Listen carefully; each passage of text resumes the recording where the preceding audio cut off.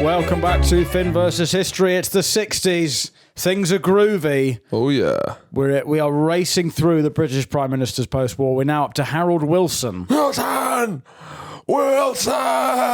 Butt stuff starts here. Yeah. 1964. Yeah. It's gone from stiff upper lip to loose lower bum. Yep. Stiff upper lip to stiff cock up and arse. That's where we are now. The country descends into the toilet here. Yeah. This is where it happens.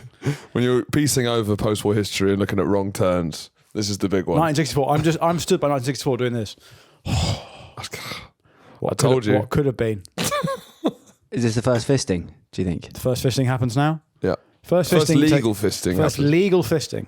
Yeah. Fisting has been happening in people's homes. Yeah, it's been a prohibition like speakeasy. Do you think people have fisted in houses? I feel like people have fisted in clubs and sex dungeons, but I'm sure there have been some fistings in houses, but I imagine it's more of a You don't go past a bookshelf, you put out a dummy book, and you go in and there's a fisting. That's where you fist. I don't think people are fisting in their marital bed. Yeah. It's like moonshine, but instead it's like moon bumming, sort of. No one's fisting on their wedding night. No. And if they are... No one's fisting on the wedding night Pre-Wilson. Pre-Alec Douglas Hume, yeah. Pre-Wilson, no one is fisting on their wedding night. And then Wilson comes in and it's all gloves are off. All gloves are off and all hands are up arses. Fisting without gloves. It starts here. People used to shake each other's hands. They used to wear a suit and shake each other's hands. Yeah, now they wear each other as gloves. It's disgusting. Yeah. People start wearing human beings as gloves. The modern British glove is another man. Yeah. Yeah. We used to have driving gloves. Yeah.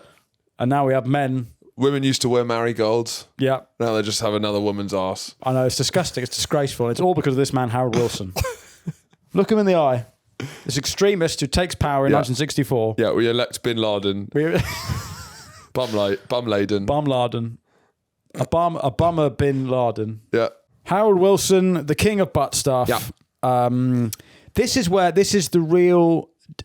I almost feel like we should recap where we've got to because when we, for patrons, they'll have had all that batch and then they'll get this batch. Yeah. So like 64. Take us from 45 to 64. Well, Harold Wilson is coming out of the long, long shadow of Douglas Alec Hume, which is how can you possibly, to make a name for yourself after filling the great man's shoes? It's following Bridges at the store. You know. It's impossible. How do you follow McIntyre? Because Douglas Hume has made the office his own, as we know. So it's not an easy thing to follow. No. How dare you stand where he stood? People say. And people are angry. People are livid. Alec Douglas Hume has been elected out in a shock. A shock defeat. Yeah. And like when Winston Churchill lost the election after the war. It is, and this bum extremist comes in. Yeah. And suddenly takes the handbrake off everyone's fetid desires. Yeah. But this is the shift. This is the end of the Edwardians. Yeah. The end of the kind of war heroes. Modern Britain as we know it starts in 1964. And I guess it's only the second Labour Prime Minister post-war. Yeah. And Attlee, who revolutionised the economic structure of the country. Wilson's revolutions are probably social reforms, right? Yes, they are. He's probably the Attlee of being gay. Yeah, he is. He's claiming Battley. He's claiming Battley. But he associates himself with the 60s, swinging 60s. This is when, for the first time after the war, London briefly is the centre of global culture. Yes, briefly. Carnaby Street, this is where all of the new stuff is coming out of here for about 2-3 years. Let's get to how we're starting every episode of this series. The average house price is £3,000. Yeah. That's about 55 in today's money. Unemployment rate 2.4. So it's rising. Yeah. It's gone down a bit. In terms of Britain in 64, the Christmas number one, I Feel Fine by the Beatles. Yeah. Banger, slaps. Are women strumming themselves to I Feel Fine? Yeah. Yeah, okay. Women are throwing their fizzy pants at the Beatles. Jimi Hendrix guitar solo, but with their fannies. They're playing their fannies with their teeth. They're setting fire to them. Smashing them up on stage. Steptoe and Son, match of the day is on TV. There we go. Match of the day. Mary Poppins. Such a lasting legacy. I didn't know it was a 60s innovation match of the day. Jimmy Savile is on top of the pops. But at this point... Well, at this point, no. At this point, a talented young man. No, I think he's bad. I think he's rotten since he's in Leeds, I think. Yeah. Rotten from birth. rotten from birth. Should have been drowned at birth. Savile is on top of the pops, and he's taking What could go wrong? The sexual liberation of the time slightly too far. I mean, it's part of the problem is it burst the door open in a way it hasn't even. No one's put a lid on it until Me Too, really. No. The 60s and Me Too are sort of bookends the sexual revolution. Because it was like, it'd been so kept up, and now it's like freedom. Yeah. Everything's liberal and free, and then you realise, oh, this has actually really opened the door for Rapey McGee and his friends. Rapey McGee? Well, that's kind of like right. like John Doe, but for the rapist. I was wondering if he was in Wilson's cabinet. No, okay. He's an Aldertonian. So let's have a look at the fittest. In spite of that, let's look at the fittest women of the age. Yep.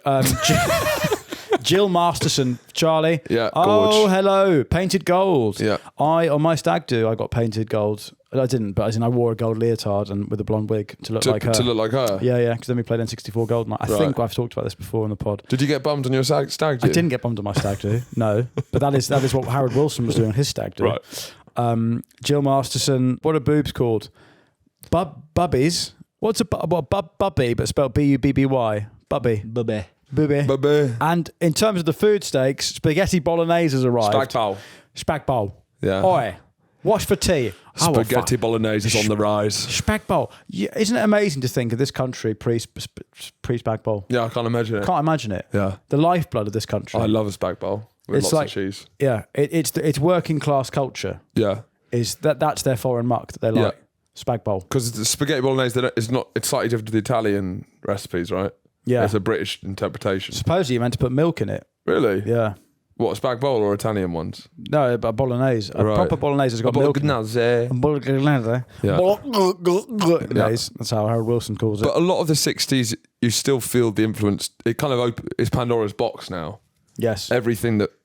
A lot has stayed, Soho still has a very 60s vibe, I feel. Yes. There's, like, culturally, the music is still... Oasis inspired by the 60s are the biggest touring act. Like, it's still... The culture of the 60s... Well, Amy Winehouse, Adele, they're all the 60s. Yeah, it still dominates British culture, the 60s. It's never really been overturned. The whole, the identity politics starts in the 60s. Yeah. With that postmodernism, basically. Who's that French cunt who does postmodernism? His name is fucking Foucault. Francis Foucault? Fucko. Francis Fucknugget. Is it Francis Foucault? No, that's Francis Fukuyama. Is Michael Foucault. Yeah. Post-structuralist philosophy. So he's the sort of more 70s, and I'd highly recommend his debate with Chomsky. Oh. It's quite funny because Chomsky has no time for any French philosophy. There's a lot of French posturing, smoking a cigarette. What is this? Where are we? How do we know that anything is anything? What is the age of consent? And what is Chomsky, who speaks French perfectly, is like, what the fuck are you talking about? Really? This is all a load of... Yeah, but what does that mean? Yeah. It's just the whole thing is going, yeah, but what the fuck are you guys talking about? Because they're outside of the Anglosphere's philosophy that's kind of more dominant, I guess, kind of American, British philosophy. The French are just on their own thing saying, maybe we should lower the age of consent. What is consent? Consent is meaningless. Meaningless. They're kind of doing their own thing. What I want, what you want, who cares? Yeah, Parisian philosophers in the 80s started a proper, maybe 70s, national debate on lowering the age of consent to 14. Genuinely. To 14? Yeah. Wow. Which wasn't happening anywhere because they look down on any other form of philosophy. So they're kind of on their own path. Yeah. And Chomsky basically says all of French philosophy is a load of bollocks. Justifying paedophilia? Yeah. Yeah. Yeah, basically. Well, fine. But this is the age. People are now, people have been educating themselves. They've been overeducated in the 50s. Yeah. And now they're getting to the point where the galaxy brain is justifying paedophilia. Yeah. In the 60s. Yeah. And I guess the postmodernism, post-war, there's still that kind of big ideology is kind of being destroyed. Believing in things. Yeah, believing in anything. The church. Like the age of consent. Like the age of consent. Believing in your nation, believing in your church, believing in the age of consent. This is all being washed away. Now anything is possible. Yeah. It's all fair game. And Savile's on top of the pops. And he's taking this in. He really is. And he's thinking, what is the age of consent? Yeah. First Pizza Express in 1965. Wow. Spirit of the 60s. And Foucault, interestingly, died of AIDS in 1984. Because what even is AIDS? What? I do not believe in it. It is just a construct. Let's get back to Wilson. So in 64, Wilson is coming off the back of a rotten establishment. Right. Douglas Hume towering figure. Yeah. Casts his shadow over everything. But before that, Macmillan, lesser known, sort of single term. Yeah. He had the Profumo affair, blah, blah, blah. There's just the seediness of the Tories. They're seen as, there's been a cultural rot and corruption at the heart of the Tory Wilson, party. on election night, postponed Steptoe & Son to get more people to vote. What is Steptoe & Son? It's like a classic British comedy. Oh, right. Okay. It had 14 million viewers. Wow. And this encourages more people to vote. When's Morecambe and Wise? Is this later? That's later. That's 70s. This was Wilson insists on presenting the Beatles with an award to sort of bolster his man of the people. And he does this throughout the 60s. He really tries to. It's very Blair-right. Very Blair with Blair-right. Oasis. At Downing Street. It's very really much, trying to associate yourself with cool people. And he represents his kind of end of the aristocrats. Yeah. Is he working class? He's fresh. Not really. I mean, is he lower middle, suburban? He's lower middle. Is he northern? Harold Wilson? Well, then he's working class then. Yeah, he's in my book. Huddersfield, he's from Yorkshire. He's northern. He's got that Harold Wilson. Yeah, because everyone before this had been... And he's like, my name's Harold Wilson. The white heater technology. Yeah. Oh, yeah. I want to let loose the white heater technology. His father was workhouse manager and his mother was fucking school teacher. Use PlusNet. You know, he was advertising Plus. He was being used for his trustworthy northern accent to sell Wi-Fi. Well, this is the first time the northern accent seems trustworthy. Yeah, isn't exactly. It? We didn't trust them until now. No. Yeah, they had to be literally riddled with sex scandals, the posh, to lose the rights to be trustworthy, and now you've given it to the northerners. In the election, this is the famous election where a Tory MP in Smethwick ran a slogan, if you want an N-word for a neighbour, vote Labour. He won. Because that's Smethwick. Now, where is Smethwick, Charlie? And it sounds too close to Smegma, does it not? It does sound like Smegma.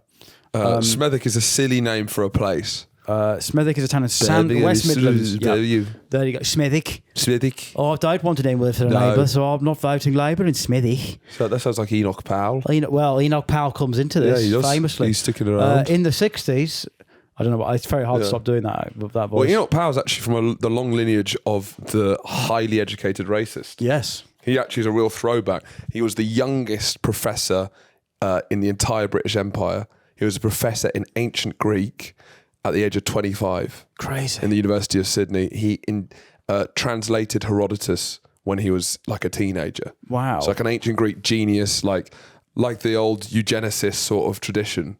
When the most racist scholar and a racist is what you'd say about people. He's a scholar and a racist.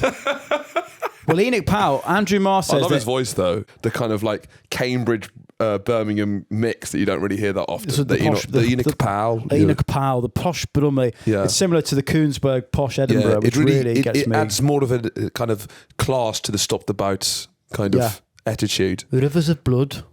Andrew Marr says that this era we're now entering, 64 onwards, is there are sort of 5 or 6 people dominate politics. Right.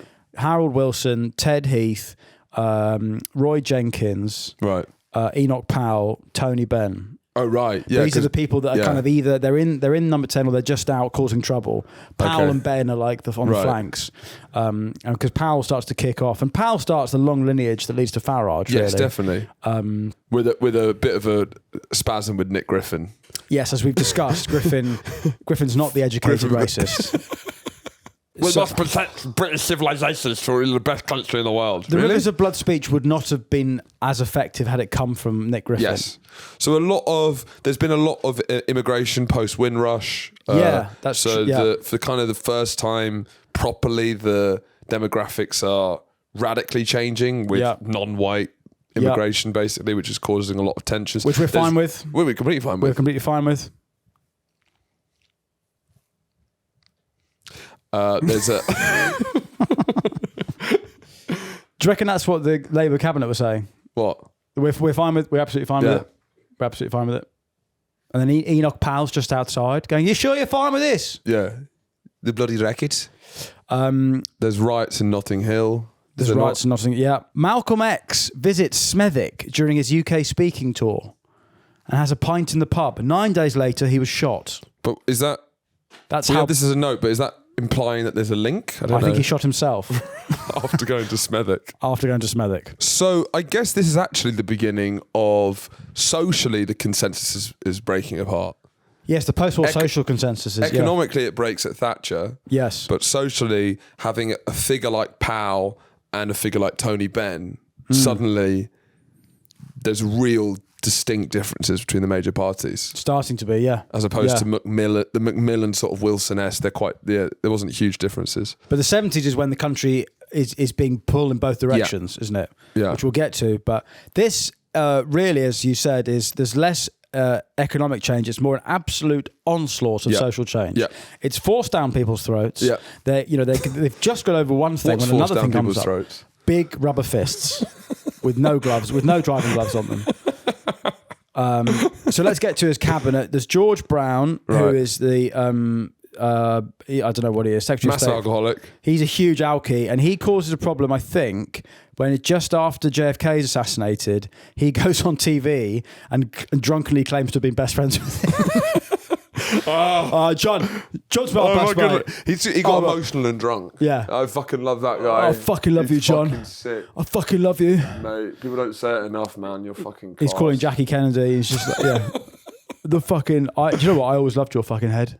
I loved your head. Mate, I was so fucking upset when I heard your head fucking blew up, man. So sad, man. Callaghan is Chancellor. We'll get onto him because he's at the end of the story. Roy Jenkins, who had loads of affairs, including Jackie Kennedy's sister. Really? He was a dog. I think he fucked Anne Fleming as well. Well, who didn't? Everyone's fucking Anne Fleming. It's more who didn't fuck Anne Fleming. That's true. That's the bullet point. Yeah, it is. Didn't fuck Anne Fleming. Yeah. Anne Fleming was an absolute goer. Then Barbara Castle. You get a blue plaque for not fucking Anne Fleming. Yeah. In this house. Yeah. This man did not fuck Anne Fleming was not fucked here. Barbara Castle, who's I think certainly one of the... Barbara Castle. Barbara. Yeah. Again. Not a sexy name. When do the names become sexy? No, that's kind of a sexy name. Barbara. Barb's. Go on, have a go on this, Barb. Barbie Castle. No, I'm just thinking Barb from the royal family. All right, Barb. Barbara, get your Asshole. Look at. Have you seen Barbara the? Asshole. Have you seen the? Barbie Asshole. Barbie Asshole. You sound like a fucking AI. Barbie Asshole. Barbie Asshole. You have typed in Barbie Asshole and I have no results. Are you saying one of the most influential members of Harold Wilson's cabinet was called Barbie Asshole? Makes a lot of sense. Yeah. Anyway, Barbie Asshole, one of the foremost female politicians of her age, she so she campaigns for. She basically is the reason we all have seatbelts, right? Really? Because when seatbelts are introduced during the woke nonsense of, and Wilson's it's like, so people at the age are going, I'm looking for two words. Yeah. But they don't have the vernacular. They couldn't say woke nonsense because it didn't exist. It didn't exist. But but genuinely, when seatbelts are introduced, right? Because the first motorway has been, the M1's opened in 1959. Because my dad always goes, I'm as old as the M1. That's his thing that he says. on his birthday, he goes, happy birthday to the M1. You know, that's his thing. He gets a car with a picture of the M1 you on have it. a thing. You have to have a thing. That's his bit, right? He's as old as the M1. So motorways are around, right? But seatbelts aren't a thing. And when they're introduced, genuinely the response is, that's woke nonsense. Yeah. Do you know why? Because women with big tits can't get them over their tits. It's constrictive to women with big tits. And her Barbie, so it's anti-big titties. It's anti-big tits. Now, did Barbie Arsehole have big tits? Yeah, and then let's check out the chandeliers of Barbie Arsehole. Get Barbie Arsehole's chebs out, would you? Get her bubbies up. Who's Lolo Ferrari? She had the biggest boobs in the 60s. You weren't upset about that. Normally you get upset if it's unrelated, but... Lolo Ferrari. She was related. a French dancer, actress and singer who had the largest breast implants in the world. Biggest puppies in the world. Yeah, anti-seatbelt activist. Her death in 2000 was ruled a suicide. Right. Did she smother herself with her puppies? No, she wasn't wearing a seatbelt. Is that why Diana didn't wear a seatbelt? Didn't have big enough airbags. When did they start getting called airbags? Anyway, Barbie Arsehole. Barbie Arsehole gets in a... No, gets in, I don't want to see any of that. What's that? No, you got... I'm looking at anatomical drawings of intestines. What's Barbie surgery? What's that? Ignore it. Barbie Arsehole puts a seatbelt... She does a campaign where she puts a seatbelt over her chebs, trying to convince people that it's actually still safe and it's fine. Yeah. It's not anti-big tit. Yeah. I think the Tories have been saying it's anti-big... That's anti-big tit, that is. Well, and she's doing like a how-to guide. Yeah, she's put a seatbelt on with she's big a big chebs. reason why... Yeah. You put them betwixt the chebs. Yeah. Yeah. Or you can go under your arse and round. Let's see. Okay, well, let's check out a big Bob. Well, she's not got massive chebs though, so it doesn't really... No, but that was probably the Conservative attack. Because I'm an empath. for I'm the pro big big. Cheb woman. I'm pro big Cheb. I'm a Chebist. Yeah, I'm anti-small Cheb actually. Anti-small Cheb. Virulently anti-small Cheb. So, anyway, seatbelts come in. Yeah. We'll get to that. So, Harold Wilson, born in Yorkshire. He's a fucking nerd. He's a massive nerd. Right. Goes to Oxford. Meets his wife, Had Mary. a photographic memory, fucking pervert. Yeah, absolutely. That's in there. That's in the wang bank. That's log. Wilson masturbating. He goes cross-eyed. He just goes. It's like fucking Sherlock Holmes in his mind palace. But just but porn is starting to come in, right? Sex shops start populating. Yeah, I know. And he doesn't buy any porn. He just goes to a sex shop and just uses photographic memory. That's true. What you say? He goes into a service station, just gets a top shelf, just goes like that. I mean, bank. Yeah, nothing. Like weakest link, bank. Yeah, and it's just in there. Yeah. So he goes in terms of his war record. He's basically like a civil servant. He joins the War Cabinet Secretariat. Right. Blah blah blah. But he is a victim of bombing, in that he travels out of London for a weekend to put his cat in a cattery, and then the cattery gets bombed and his cat dies. Damn. So 45 minutes silence. Please. They'll probably see us out. Yeah. Blah blah blah. Now he starts doing trade negotiations with the USSR in the 40s, which is when he begins his tactic of smoking a pipe to buy himself time to think when someone said something confusing. Interesting. So he'd be smoking a pipe. This is more my speed. So you'd say I'd something, love something and I'd be like like, I'm lighting a pipe, but inwardly I'm going, fucking, oh fuck. It's like me on stage. I use really dramatic pauses when I can't remember what I'm going to say next. Yeah. So I imbue what I'm saying with a lot of or intellectual a big value. swig of a drink. People go, wow. I like go. Yeah. It's like he's really struggling with this idea. Yeah, he's really grappling with this idea, and you'll just go, I don't know what the fuck I say next. Dildo? Is it? What's the next word? Is it dildo? Is it pedos? is it jihadi? I know it's something about that. Those are the three jokes I have about dildos, jihadis, and pedos. It's a good routine. It's a great routine. It's the only routine there is. Genuinely, I think I could write an hour with just putting 10 words in a Well, yeah, you could do like a book. You know, everyone says there's only like 3 stories. There's only ever 3 stories, or whatever. Yeah. You can be like, there's only one joke. Right? There's only one joke. Jihadi pedo dildo. But he uses the pipe to get his working men's image, right? But he doesn't actually love the pipe. He prefers a cigar. Doesn't love the pipe. Doesn't love laying pipe. I don't know if he loves laying pipe. I think he loves laying pipe. Do you think? Yeah. Yeah. We'll get into his affairs when we do an episode in his second term. Yeah. But he loves laying pipe. Yeah. Is laying pipe sex or poo? I've just realised I don't know which one it is. That's laying a cable. Thank you. That's poo, and laying a pipe is. I've been using them intermittently. Are you off to lay cable or pipe? Cable. Yeah, instead of like piss or poo, is it like cable or pipe this time? Yeah. So blah blah blah. He's in the cabinet. I think he's the youngest ever minister or in the cabinet. He's like 30 when he gets into minister. So he's kind of a protege. Yeah. Prodigy. Yeah. Yeah, whatever. Went super Whatever French the there. fucking one of them. Blah blah blah. 1963 makes the White Heat speech. And Heath is the same. So a lot of these people coming through are like school prodigies. SWATs. Yeah. Yeah. So maybe that's they're like. Can you get a video up of like a young conservative? But is this the new generation of politicians then? So it's no longer landed gentry. No, it is people who did well in their fucking GCSEs exams. Yeah. It's like it's like yeah. Let's get a review of them. Yeah, to be fair, I might do weird things, but I wouldn't class myself as weird. because I think what's interesting is that like a lot of people are like career politicians that they go into it and they're going from a young age, and the kind of people who have enough free time when they're young to go to Conservative Party conferences are such big losers. Yes. It does mean that we have a real fucking cool guy drain from politics. Cool drain. We've got a cool drain. Yeah. We just need some fucking shaggers in there. It's fucking loser central. I think get sex scandal back into politics. Rachel Reeves and Keir Starmer. Those are our big two. Yeah. We need some fucking shaggers in there. And why do they sound like that? I'm fucking missing Cameron. Yeah. And he was a fucking loser as well. Get someone who's stuck their hog in a pig. Someone who's done hog squares. Get a fucking pig fucker in at least. Hog plus hog equals good time. Yeah. We need some shaggers back in. Yeah. Well, Wilson's a bit of a shagger, but we'll get to that. Yeah. So he wanted to unleash the white heat of technology. And I think the big symbol of the age, when was the BT tower built? You pointing at me because you know what that is. Yeah. Yeah. And I know why it was. I know why it was in the Coldplay song.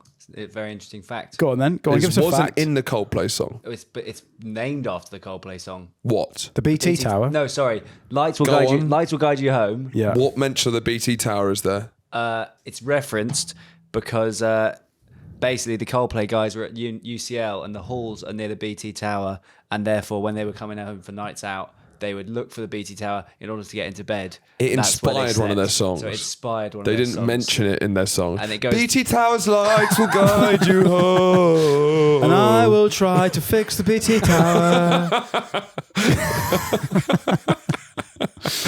The massive hit BT Tower will guide you home. Coldplay's huge, top of the Not charts. images. Go. BT Tower. When was it built? 61. 64. 64. It was yeah. built the year that Wilson came in, and it's the symbol of the white heat. The view of that is the symbol of modernity. People look in at the him like, 60s.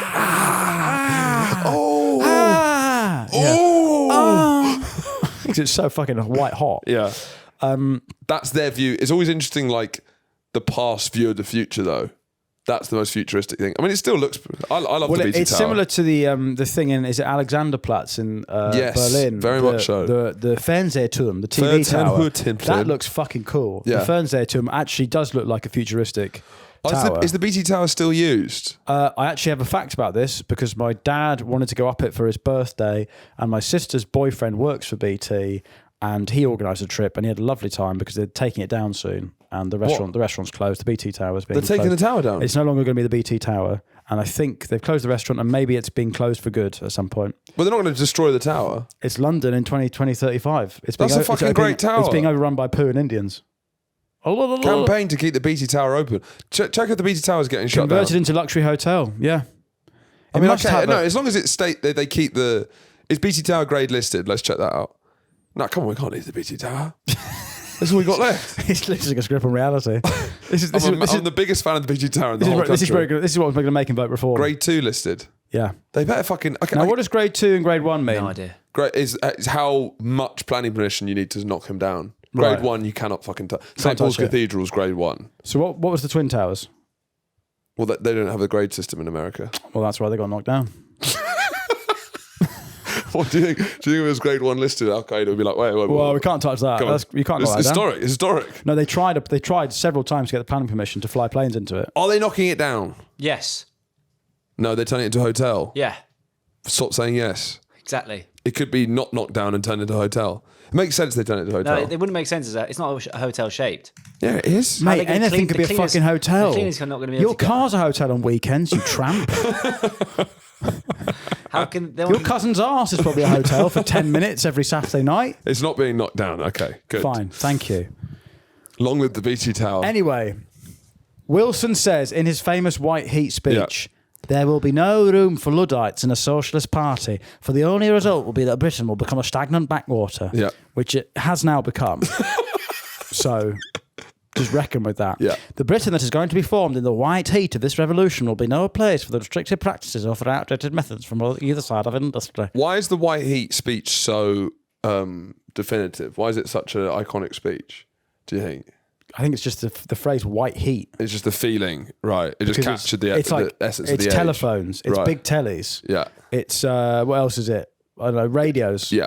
You know, it's the cutting VHS. VHS I mean, is Soho's there. It must be, when was the electronic dildo? Not deep heat, Charlie. Not deep Check heat. when the first electronic vibrator. I don't think we're there yet, surely. 1880? No. By a British physician. By a British man.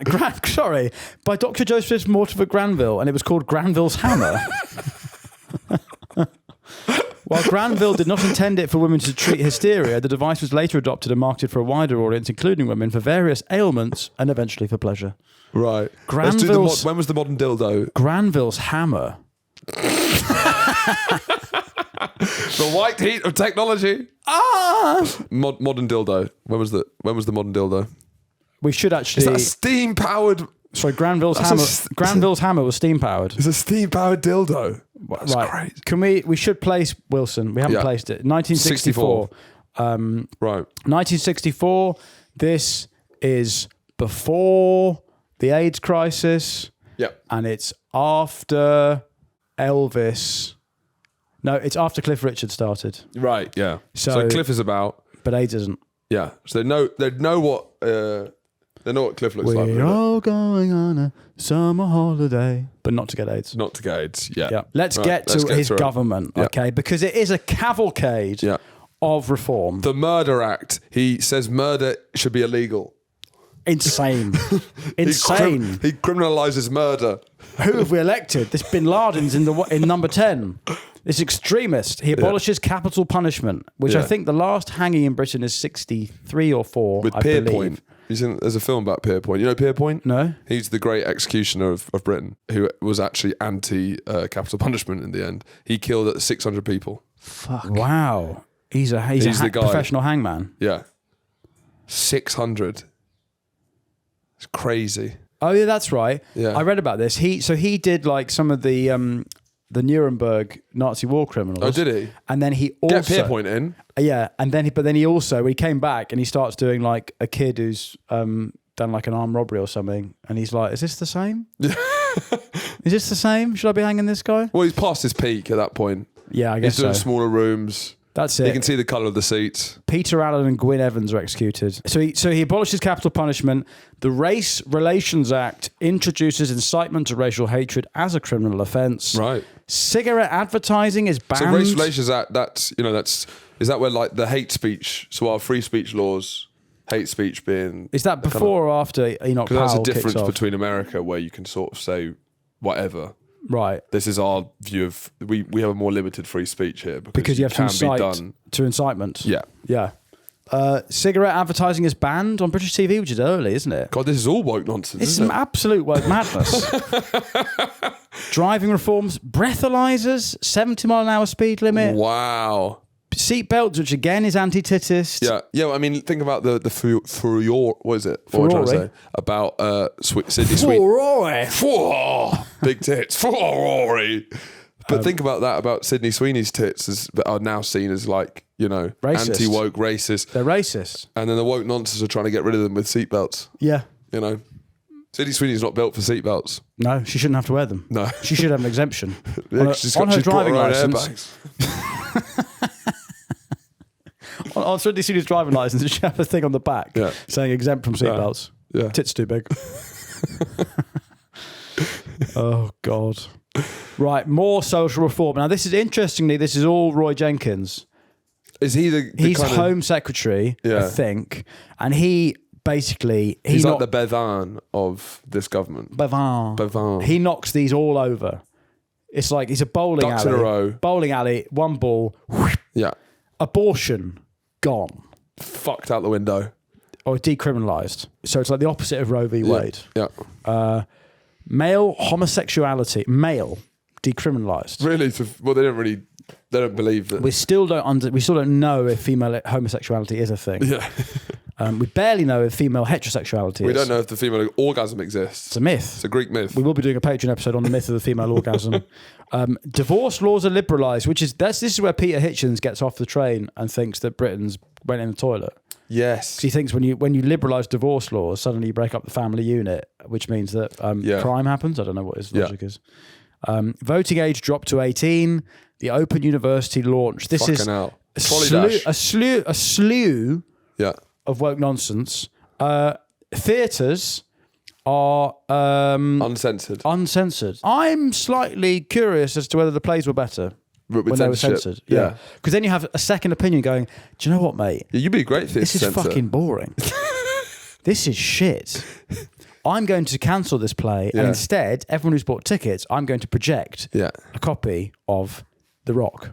Right, And you they're gonna said have that a you better should just time. watch a copy of Heat, yeah. Yeah, whatever. It's better. Yeah. I would reinstate theatre censorship if I'm Prime Minister. Yeah. Before this, if you wrote a play, you were to send it to the Lord Chamberlain to approve or censor it. I mean, Lord Chamberlain sounds like a fun guy. Yeah. He sounds like a guy who was not going to censor your plays, is No, he? not He's Lord the Chamberlain. No, Lord Chamberlain, he's a very open He's a liberal guy. laugh, Lord Chamberlain. Yeah, Lord Chamberlain says whatever. But he would change it, be like, this is a bit smutty. Yeah. So if some horny playwright wrote a play about like bigger tits. Bigger fucking chebs. That's him? That's him. That's the current Lord Chamberlain. So now What he decided? Male mental health. Yes, it So you is. wouldn't know what sad is either. No. So he'd know what gay is. So we could just call it gay play. And he'd be like, that's illegal. Do you know about the Chatterley affair? Oh, Lady Chatterley. Yes, the Lady Chatterley affair. Remind me. So this is the opening to Sam Brooke's book. Sam Brooke says this is the beginning of the 60s, basically. This is actually the hinge. Obscenity trials. So even though this is before Wilson, I still want to mention the Chatterley trial because it was seen as this hoity, this old establishment who couldn't deal with anything prude, trying to use obscenity laws on this kind of smutty book called Lady Chatterley's Lover. And then everyone made fun of the establishment for kind of the first time ever. But this makes complete sense because, if it hadn't been for this, and Peter Hitchens says this is the end of British of culture. course. But if it hadn't been for this, if they hadn't legalised smutty books, women would not be able to read anything because all women read is filth. All they read is smuck. It's not just 50 Shades of Grey. It's now fairy porn. Yeah, it's fairy porn is the biggest seller of women's books, and Yeah. the women dominate the book market because it's just muck, and men don't want to read that filth. We want to read it. We want to listen to podcasts about tanks. They opened Pandora's box Charlie looking at me. So don't just Google fairy porn and then stare at me. then stare at me like I've said something wrong. There's a book series. Phoebe, what's it called, Phoebe? What am I talking about? The book series. It's called like A Crown of Thorns or something. It's like a Crown of Thorn and Roses. Yeah. There's also a deal with the Elf King. It's all fairy dragon porn. Yeah. And Peter Hitchens was right then. Well, Peter, stop clock. Yeah.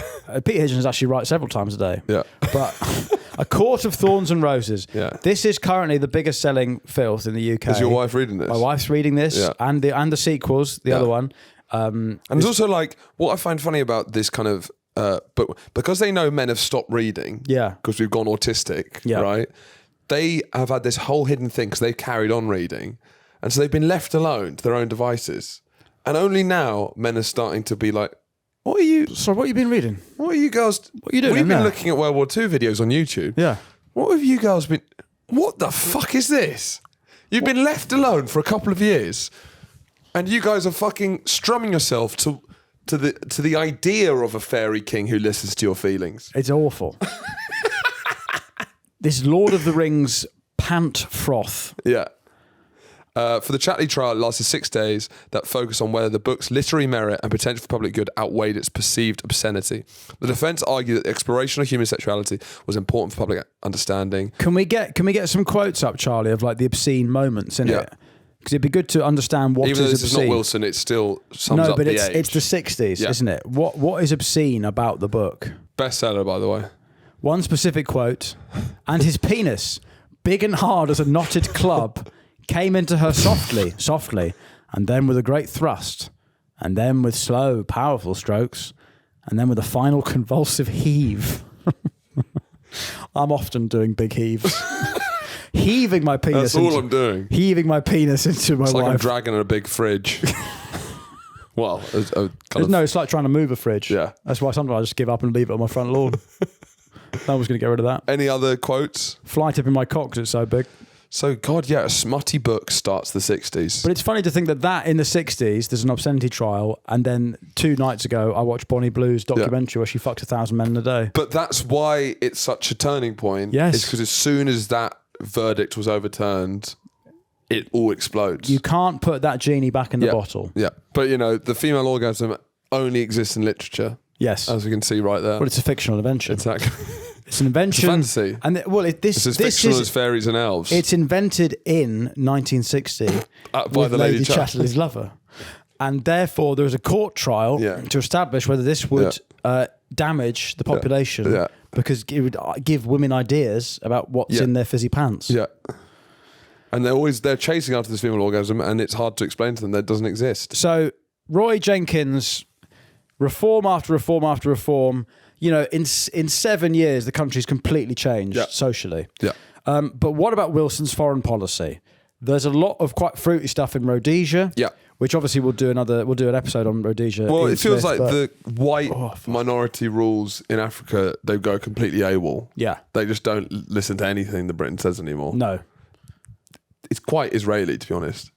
Yeah, well, it's white settlers. It's white, Yeah, as we've discussed, white settlers are the hardest fuckers of all. They are. Yeah. Why don't you go fuck yourself? Yeah. Can you maybe?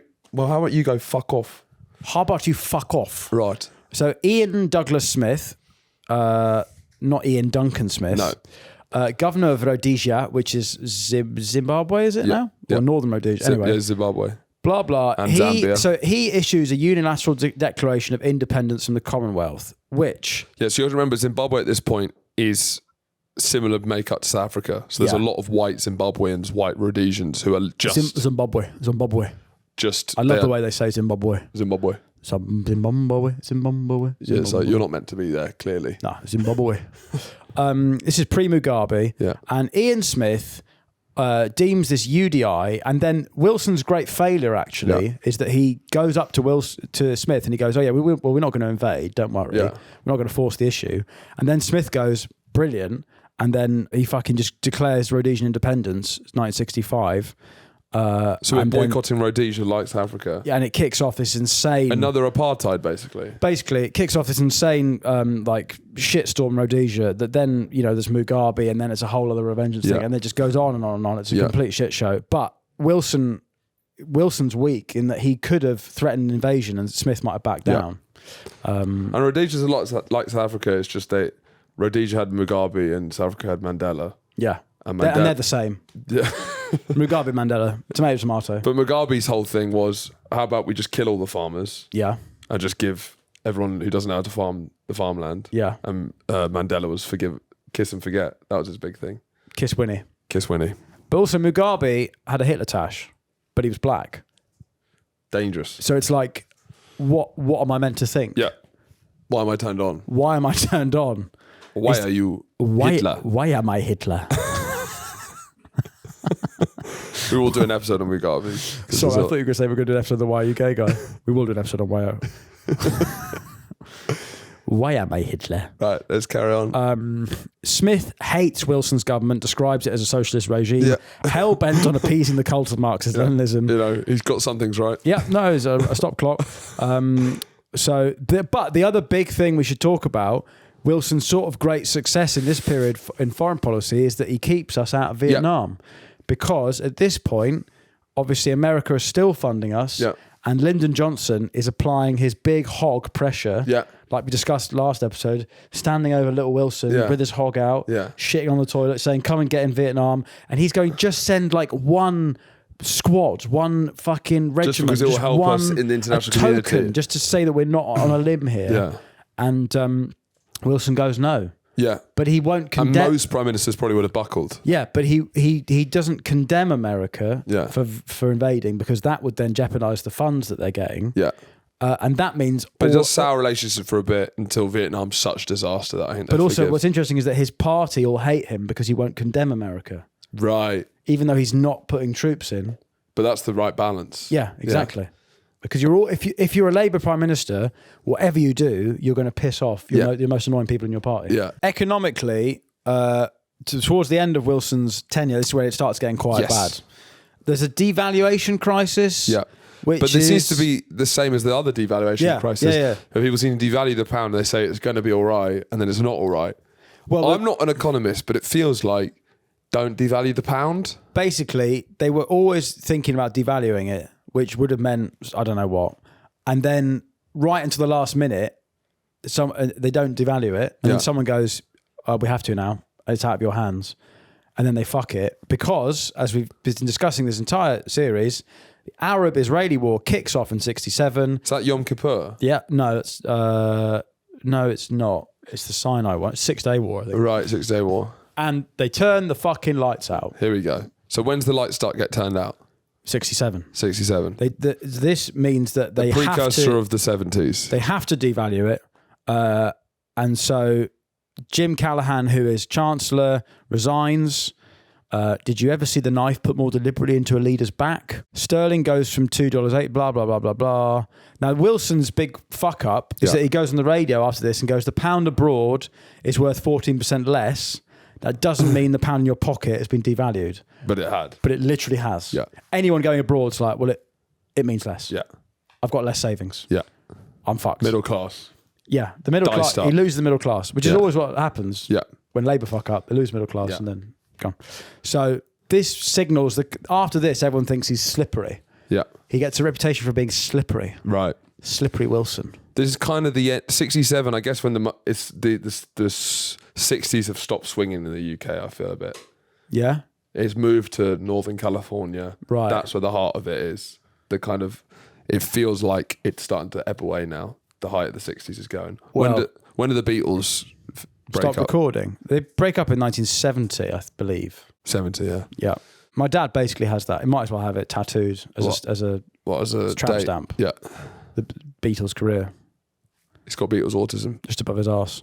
Women want equal pay. So there's a Ford sewing machinist strike in 1968. Blah, blah, blah. Women want equal pay. Barbara Castle comes in. Castle. Barbie Asshole. Barbie Asshole comes in and goes, yeah, you should probably pay him more.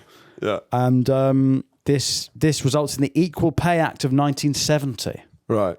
So from that point onwards, women are being paid the same. And then the election is called.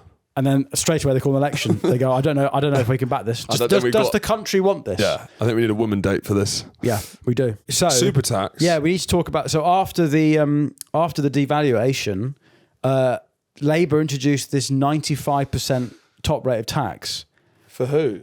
So for anyone over a certain threshold, but it's any over what threshold? Well, any income that you've not earned, i.e. passive or like asset driven, is taxed at 95%. That is crazy, to be fair. Which means that's what inspires the Beatles song Taxman. Right. So 95%. That is bonkers. Just goes to the government. So in his first term, it was a pretty socially a transformative premiership. That you could argue it's too much too quickly. Okay.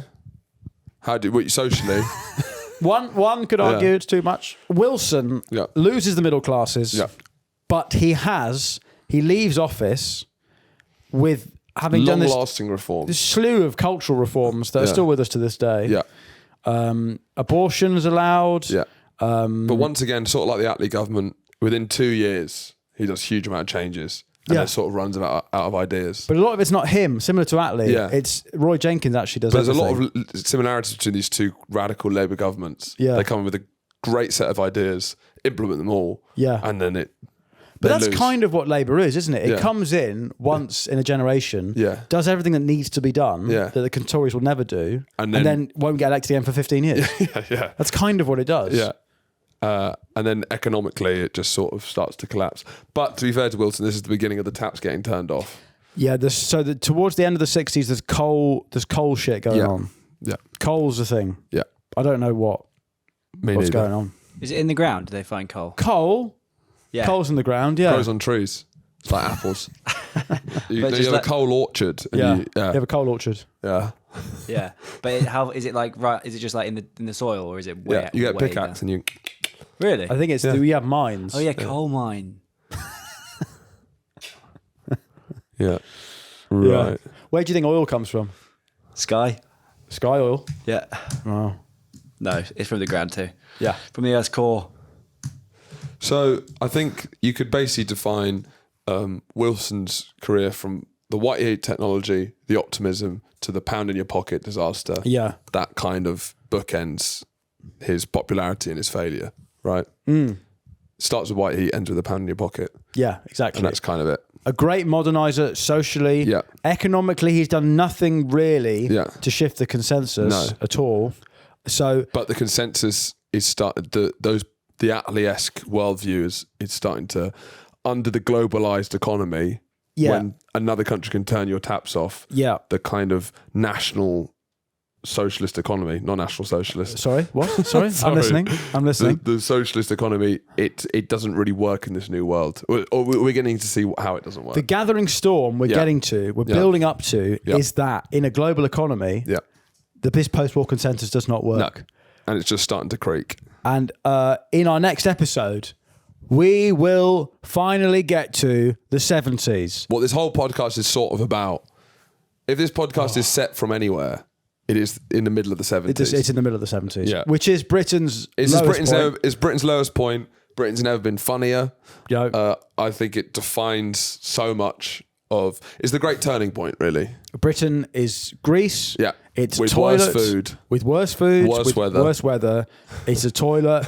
It's a national humiliation. And that's not, we've already had a cuck prime minister who was openly a cuck. Yeah. That's not even the most humiliated we get. No. Britain will be on its knees for a decade. Until mummy brings the bleach. Until mummy comes up to wake us up. Mummy! Mummy! Nursing us back to health with her gnarled chebs. Yeah. Now, next episode, Bloody Sunday, miners' strikes, the EEC, and the rudest Prime Minister this country's ever had. Someone I'm incredibly excited to get on to, the amazing Ted Heath. That's already on the Patreon, along with the entirety of the rest of this series. For £3 a month, you can become an official tard. Join the Patreon. You'll get a badge. You get a badge. It's like an upside-down Blue Peter badge. You get the opposite of cologne, where you smell worse. If you've got a girlfriend, she'll leave you. Yeah. Someone did stop me in the street and said that the Zulu special nearly caused them to break up. Really? And I said, why? And he just went, it's too funny, isn't it? So if you're struggling in your relationship and you'd like a quick out, join the Patreon, show your girlfriend some of the stuff. Bish, bash, bosh. See you next week. We'll see you next week for Ted Heath. Goodbye.